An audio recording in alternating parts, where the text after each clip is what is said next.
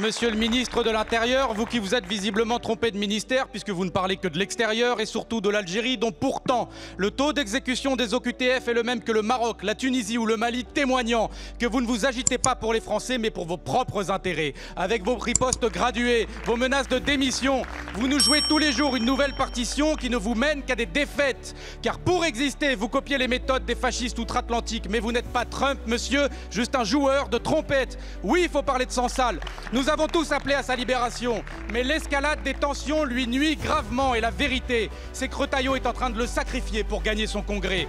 Vous dites agir pour la France, mais comment peut-on prétendre défendre la France en piétinant ses lois, en piétinant des droits, en piétinant la foi de millions de Français musulmans?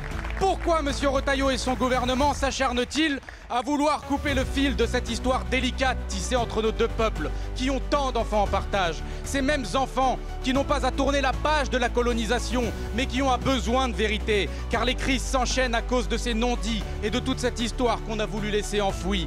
D'ailleurs, vous qui dénoncez la cancel culture, alors pourquoi ne pas vous insurger quand un documentaire sur l'usage des armes chimiques en Algérie est déprogrammé de la télé?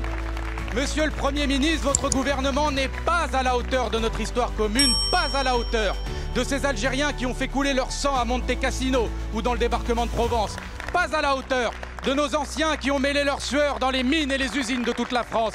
Il n'est nullement question ici de repentance, mais juste d'apporter un peu de respect et de reconnaissance. Et ce n'est pas l'Algérie qui nous agresse, monsieur le Premier ministre, c'est vous qui agressez la France lorsque les vôtres osent parler des belles heures de la colonisation. Car en disant cela, vous insultez Gisèle Halimi, Simone de Beauvoir, Jacques Vergès ou Fernand Yveton et tous ces Français qui ont su, contrairement à vous, s'opposer à l'inhumanité, qui ont milité dans l'ombre et la lumière pour rapprocher ces deux peuples que vous essayez aujourd'hui de séparer.